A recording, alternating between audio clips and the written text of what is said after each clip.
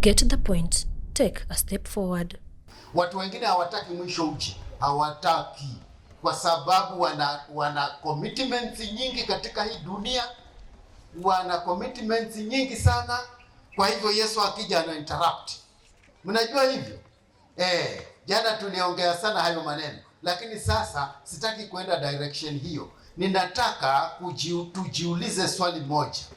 Kama Yesu anakuja tena upesi, kwa hivyo sisi tutaishije tukimngojea huyu Yesu? Hivyo ndivyo nataka tufikirie. Na tunaanza kutoka kitabu cha Waebrania sura ya 8. I think sura ya 8 fungu la 28. Sura ya 8 fungu la 28. Haya, tafuta. Ni sura ya 8 kweli? Sura ya 9, si 8. Ongeza moja hiyo 8. Sura ya 9 fungu la 28. Tutaanza na hapo. Basi ndipo tuseme, na nitakuwa naangalia ile saa hii. Leo hatutachelewa mpaka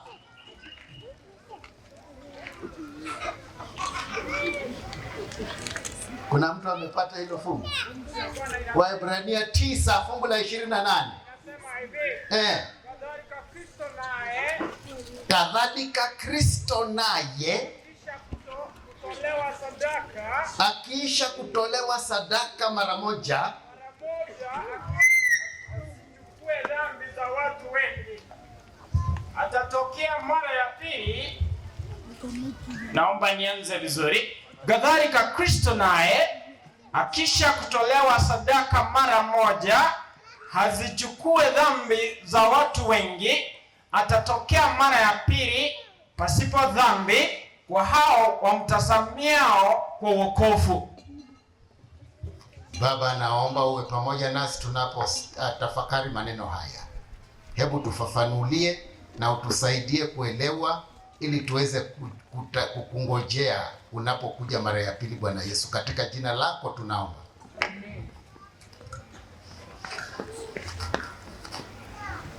Yesu yuaja upesi. Na huo upesi wa Yesu anaokuja nao, anakuja ni mara ya pili. Kuna wakati ambao hakuja upesi, alikuja pole pole, alitarajiwa, akangojewa. Wakati mama Hawa alipokuwa amefanya dhambi shamba la Eden, halafu Mungu alipokuwa akiongea naye akamwambia, uzao wa tumbo lako ungemponda kichwa nyoka. Kwa hivyo huyo mama akawa ana matumaini ya kwamba atazaa mtoto ambaye angekuwa mshindi wa yule nyoka. Akamzaa Kaini, kumbe hata ni muuaji. Akamzaa Abeli, kabla hajawa ni akauawa tayari. Ikaenda hata mpaka wakasahau. Na kila mwanamke msichana aliyewahi kuishi nyakati hizo, mafundisho yalikuwa yanasema ya kwamba kuna ahadi ya msichana mmoja wapo atazaa Mwokozi. Kwa hivyo kila msichana ambaye alizaliwa alikuwa anajilinda na matumaini ya kwamba huenda akawa ni yeye. Wakafa mpaka wakasahau, mpaka wakati ulipofika. Ukisoma Wagalatia 4 fungu la 4, wakati ulipofika, hata usiposoma haina shida, nakwambia tu habari, maana hayo sio nataka. It was right. Jesus came. Na ikatetukia hali ya kimuujiza. Msichana anatokewa na malaika. Na malaika anamwambia, usiogope Mary, wewe umebarikiwa. Tazama, utachukua mimba na utazaa mtoto ambaye ataitwa Emmanuel, yani Mungu pamoja na watu wake. Huyo ndiye atakayekuwa Mwokozi. Itakuwaje? Unajua hiyo story. Sitaki nicheleweshe hapa. Sasa Yesu alikuja polepole wakati huo.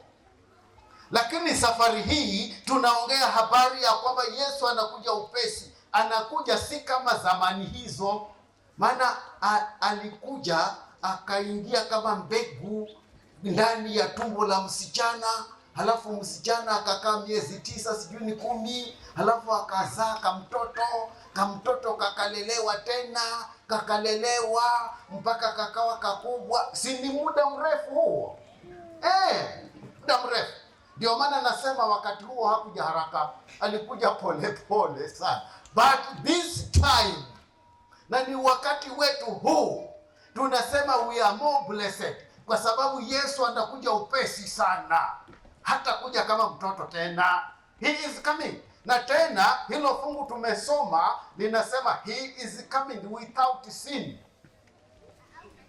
Nataka usikie hayo nataka usikie. Yani Yesu anakuja this time, haji kuentertain sin.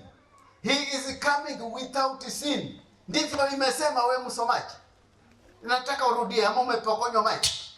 Kadhalika Kristo naye akisha kutolewa sadaka mara moja azichukue dhambi za watu wengi, atatokea mara ya pili pasipo dhambi kwa hao wamtazamiao kwa wokovu. Yes. Atatokea tena mara ya pili pasipo dhambi, without sin. Hiyo inaniambia ya kwamba matatizo ya dhambi ni yasuluhishwe wakati huu, before he comes. Nataka upate hiyo. Dhambi zote na matatizo yote ambayo ni kinyume cha mapenzi ya Mungu must be dealt with now, before he comes soon. Kwa sababu anakuja, haji kuentertain dhambi. In fact amesema yule msomaji, anakuja kwa wale wanaomtazamia kwa kitu gani? Kwa wokovu. Yes. Jesus is coming for those waiting for him. Kuna watu ambao hawana habari, kuna watu hawajui, kuna watu wamesikia, kuna watu labda wamepuuza, kuna watu labda wanachika hivi ovyo. Hawana matarajio, hawana matumaini, hawamngojei Yesu ili aje awatoe dunia hii. Jesus is not coming for those people.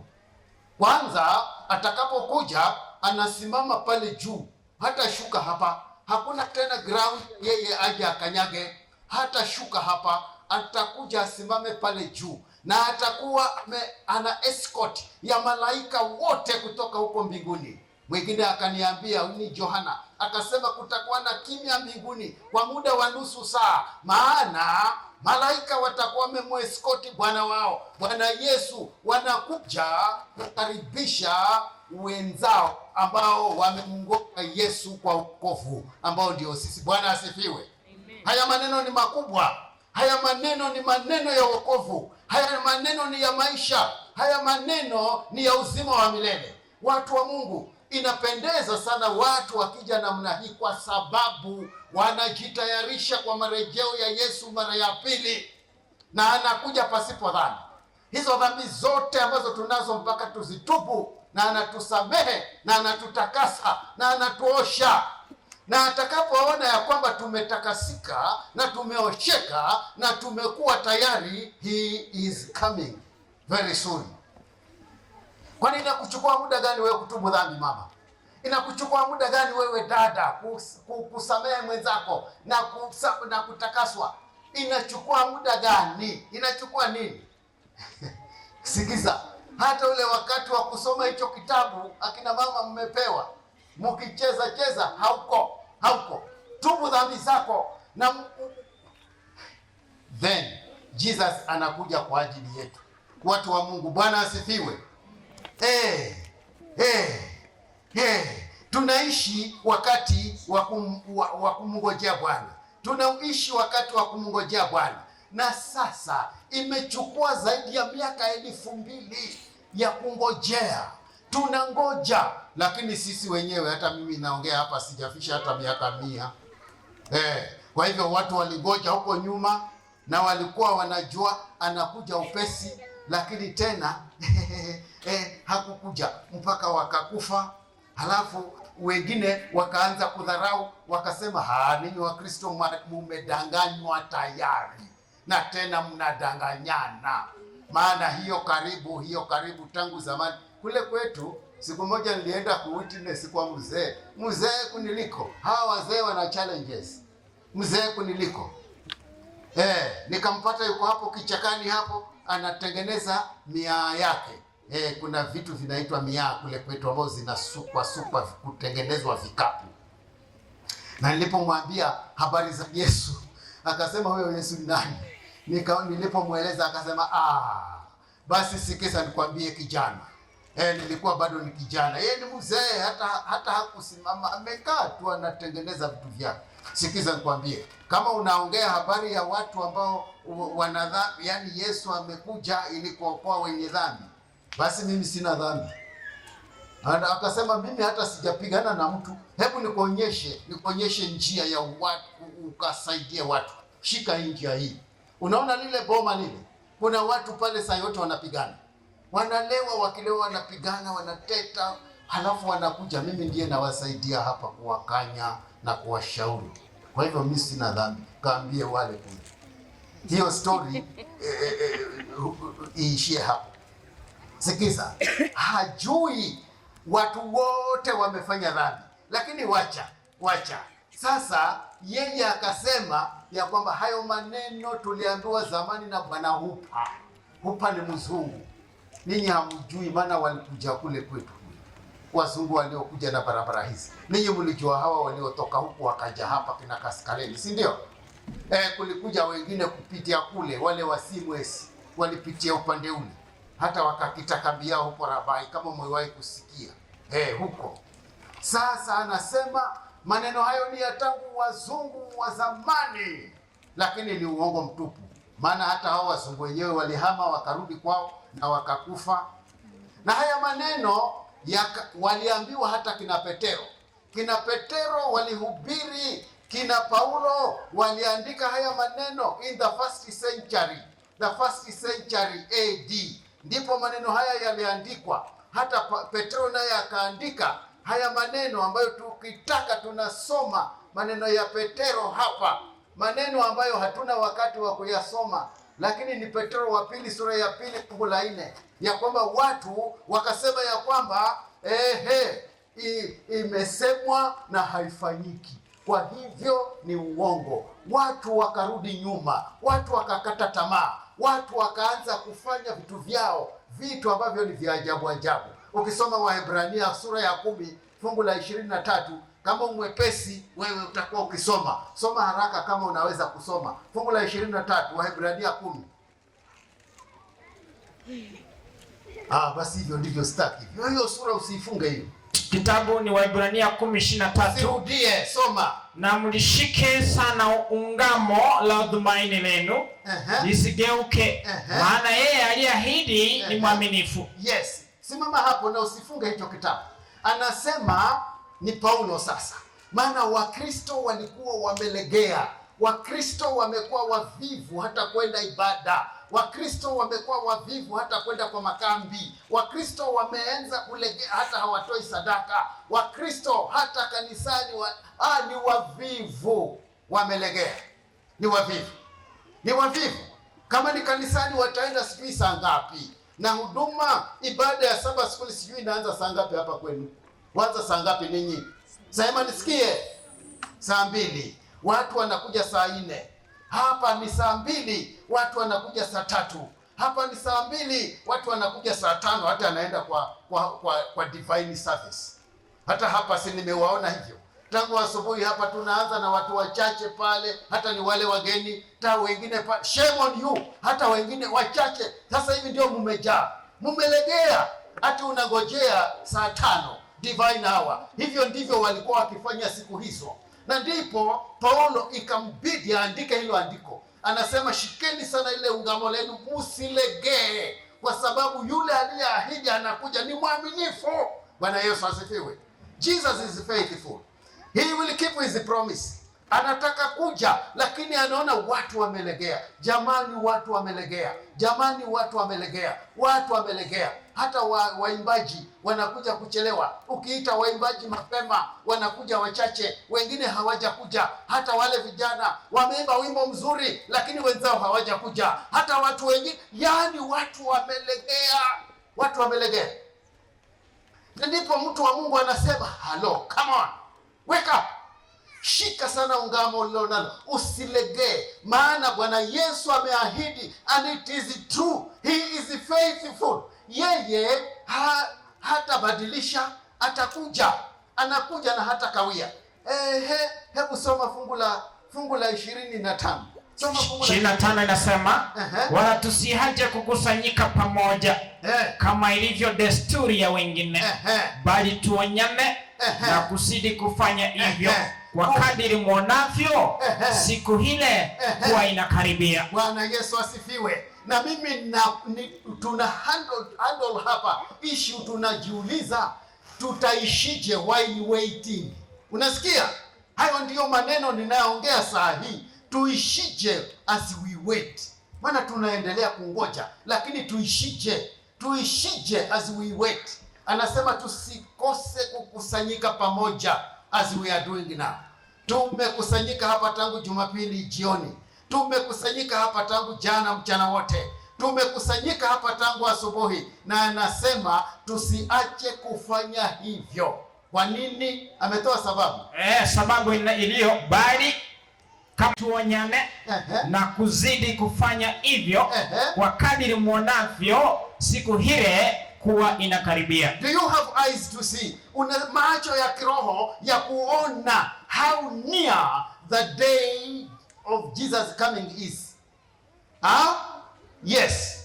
Yes. Tusiache kukusanyika ndugu zangu. Kama kuna kusanyiko la watakatifu, be found there. Kama kuna kusanyiko la waumini, be found there. Ikiwezekana uwe kwanza huko, hata ukaribishe wengine. Watu wa Mungu, Bwana asifiwe. Tunaishije while waiting? Tunamngojea Yesu anakwaya. Tunamngojea vipi? Tuendelee kutunga nyimbo nyingi na tusikose kukusanyika pamoja. Najua kuna wenzenu wamebaki huko. Waambieni waendelee kumtukuza Mungu. Tujiambie wenyewe, this is the word of God, ya kwamba inatupasa tuzidi sana kukusanyika na kuonyana. Na kama unaonywa na mwenzako, usikasirike. Hata shukuru kabisa, maana macho yako yanaona mwenzako na yeye naye ana macho yanakuona. Kwa hivyo tuonyane. Ukiona mwenzako ana kitu ambacho si sawa, unamwambia hapa kuna something wrong, sahihisha. Tushirikiane namna hii. Watu wa Mungu, siku ile imekaribia, na sisi inatupasa tuwe na joto la ushirika. Wale wanafunzi zamani zile Yesu ameenda, hawakuacha kukusanyika. They used to gather. Walikuwa wakikusanyana, wako pamoja. In fact, zaidi ya hayo, walikuwa wanauza mali zao na wanaleta vitu miguuni kwa mitume. Wanaleta kila kitu, hawabakishi chochote. Yule mzee na baba, kina Anania na mama Safira, wakauza, halafu upendo wao umepunguka, wakaleta kidogo, halafu nyingi wameweka. Na Mungu akasema no, alitaka kuwafundisha. Sikizeni niwaambie, kama siku hizo zingekuwa kama siku hizi, sijui ni nani angebaki. Si tumeleta hapa sadaka zetu na zaka zetu, zilikuwa za kweli? Zilikuwa ni kulingana na mibaraka? Wazee mnanisikia ama mmelala? Sikizeni, ni neema ya Mungu, ni neema ya Mungu. Na sasa anasema ya kwamba tuonyane, tushauriane jinsi ulivyobarikiwa. Jameni, kama umebarikiwa, nyosha mkono. Nyosha mkono mtu ambaye amebarikiwa huko kwake, anyoshe mkono. Najua sina wakati wa kukuuliza umebarikiwa kiasi gani. Wewe najua umebarikiwa. Najua najua kwake nyumbani huyu amebarikiwa. Na hata ninyi, kwani hamna nyumba? Hamuishi? Mmebarikiwa. Malizeni huu ukuta uishe huu. Na mtanipigia simu baada ya miezi miwili. Huu ukuta muwe mmeumaliza huu. Muumalize kabisa. Mmebarikiwa. Halafu baada ya hiyo miezi miwili mingine muwe mmeweka silingi kule. Mmemaliza. Yes, tumebarikiwa. Tumebarikiwa. Kwani tumebarikiwa kwa sababu gani? Kwa sababu Yesu yuko na sisi, si ndio? Jesus is with us. Sema Yesu yuko pamoja nami. Yesu yuko pamoja nami. Haya, mwambie huyo mwenzako kama analala. Yesu yuko pamoja nawe. Yesu yuko pamoja nawe. Na Yesu mahali yuko baraka tele. Bwana asifiwe. Tumebarikiwa wapendwa. Na tusiache kukusanyika mahali pamoja, maana ile siku inakaribia, na tunapokusanyika tuonyane na tuzidi kufanya hivyo. Wewe ulifika fungu la ngapi msomaji wangu? Soma 26 na 27 kwa mpigo. Bumsi ya Bwana inasema, maana kama tukifanya dhambi kusudi, baada ya kupokea ujuzi wa ile kweli, haipaki tena dhabihu kwa ajili ya dhambi. Haya. Umemaliza 27? 27. Bali kuna kuitazamia hukumu yenye kutisha na ukali wa moto ulio tayari kuwala wao wapingao. Hayo maneno ni mabaya. Wakasema ya kwamba haya maneno si ya ukweli. Kwa hivyo wakaanza kufanya dhambi tena. Wamesahau. Nimeona waumini wengine hata wanazini, na walikuwa wameacha kuzini hata wakabatizwa, lakini sasa wanazini ndani kwa ndani. Wengine hata wao kwa wao kanisani, wengine huko mitaani, huko sokoni, huko kazini, kila mahali wazinifu wanapatikana. Tena ni watu ambao wanakuja kanisa, wanahudumia watu kanisani. Hivyo ndivyo Waebrania walikuwa wanafanya, na ndipo anasema hapa, wakawa wanafanya dhambi ni kama makusudi. Maana kama unajua na unafanya, si ni makusudi? Na ukiendelea na Paulo anasema ya kwamba ni kama kumsulubisha Yesu mara ya pili. Maana unajua lakini unafanya. Sasa hautapata tena dhabihu ya kukutakasa.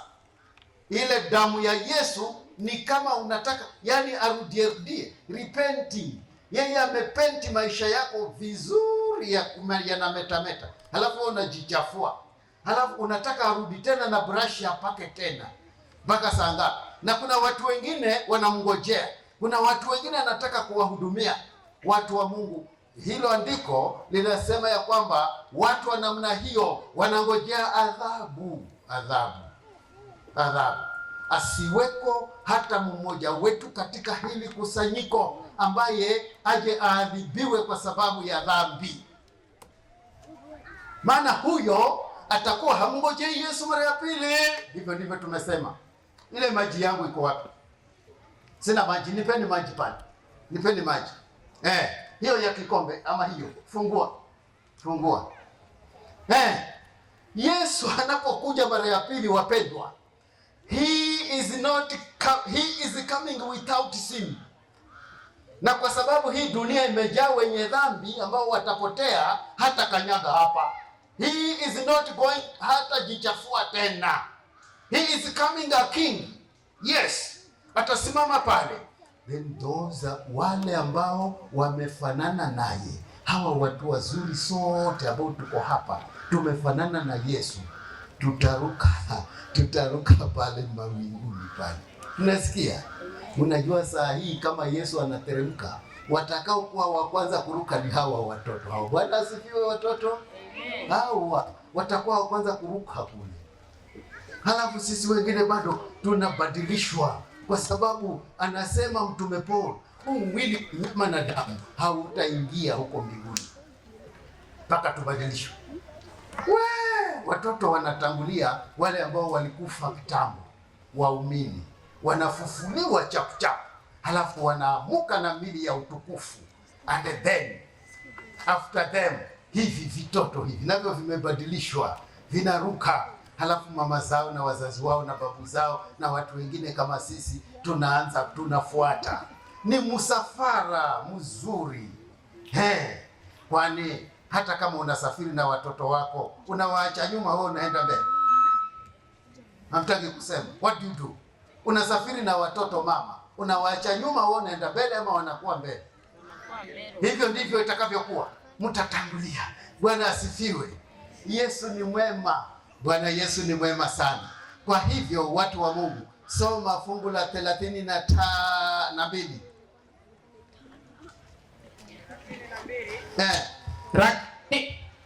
Lakini sikumbukeni siku za kwanza ambazo mlipokwisha kutiwa nuru, mlistahimili mashindano makubwa ya maumivu. Wacha. Hiyo sitaki sasa, itanitatiza hapa. Lakini hata hivyo nataka ukumbuke, mbone umelegea.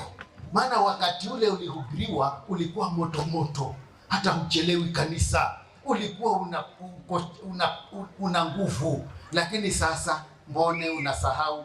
Remember huko nyuma huko, kumbuka, halafu tusonge kwenda mbele. Nisomee fungu la 35 ili tutoke hapa.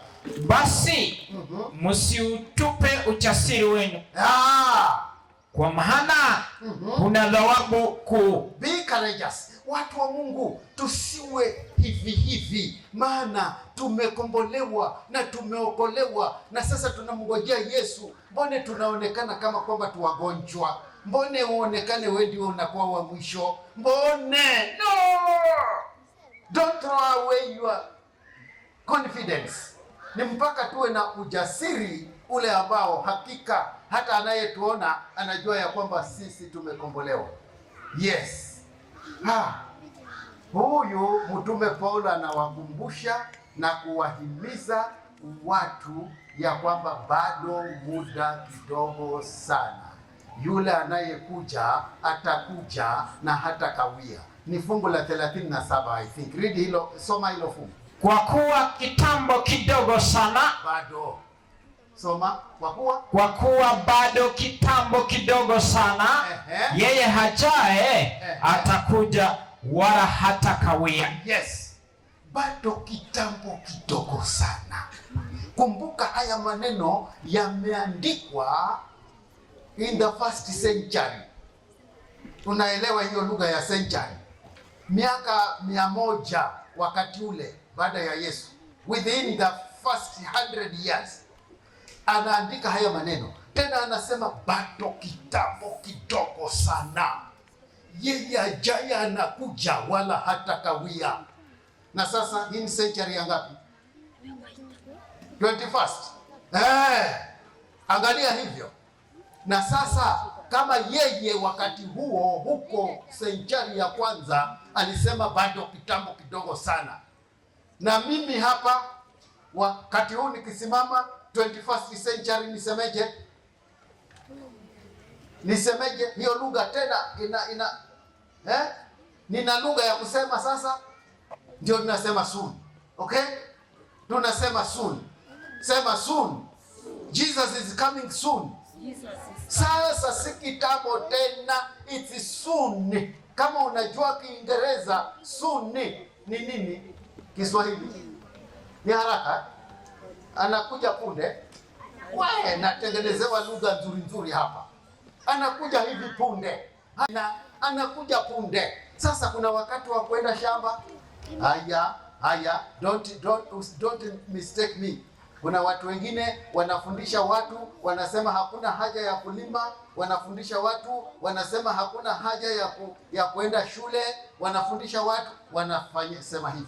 Hayo ni mafundisho ya upotofu. Yeye alisema ya kwamba jinsi ilivyokuwa zamani zile za kina Nuhu zile, watu walikuwa busy with their businesses mpaka Nuhu alipoingia safinani na mambo yakatendeka. Na kwa hivyo ndivyo itakavyokuwa siku za mwana wa Adamu. Hata na sisi wacha tulime, hata na sisi wacha tuoane, vijana wetu waoane, hata na sisi wacha tufanye biashara, hata na sisi wacha tufanye kazi zetu, lakini ujue Jesus is coming soon. Okay? Jesus is coming how soon? Kwa hivyo hivi ndivyo tunataka tuweze kuishi tukimungoja Yesu. Jesus is coming soon. Yesu anakuja upesi.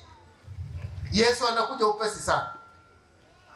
Usiwe absorbed, too absorbed na hizo business zako kiasi ya kwamba hata huendi kanisa. Kama unafanya biashara, ikifika Ijumaa kabla saa ya jioni kuingia Sabato ifike, funga biashara yako. Yes, funga. Nifunge. Funga. Halafu tunaenda kanisa, tunaenda ibada. Hata wakati huu, watu wa Mungu, hata wakati huu. Kuna siku moja nilienda makambi huko ndani kupita Eldoret huko ndani. Wale watu walifanya kambi lao shuleni. Nafikiri walikuwa hawana kanisa zuri kama lenu. Walifanya makambi shuleni. Mzee Nemwele ama nani? Nemwele. Walifanya kambi lao shuleni. Wamehaya uwanja wa shule mkubwa. Na nikaona watu wamefunga biashara zao. Huu uwanja umejaa magari. Jameni, kanisa letu tumebarikiwa. Kwani hata sisi si tumebarikiwa? Magari, yani hata malori yale ambayo hubeba mboga huko zinakuja kwetu pwani huko usiku kucha, zimepakiwa pale. Magari zile nzuri zimepakiwa pale. Uwanja wote karibu nusu umepakiwa magari.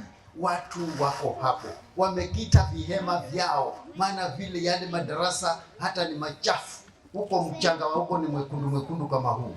Unaoshwa lakini hauosheki.